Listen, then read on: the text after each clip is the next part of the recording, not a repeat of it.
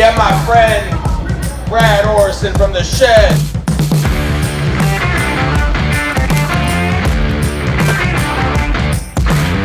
With this particular recipe, we use Prairie Fresh Frenched whole loins. To get it to this way, you put a seasoning on it, you put any flavor on it before you throw it in the smoker? We did. We finished Frenching out the bones, which with a nice sharp knife. We Frenched the rest of the bones out, which just means essentially taking the rest of half of the length of the rib bone, you take out half of the meat.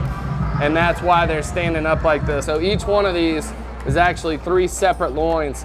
Is tying the bones together at both sides, really, really tight. The easiest way is when you make the first little knot to wrap that around a couple times so you actually can pull it tight. So we had these suckers rolling like 420.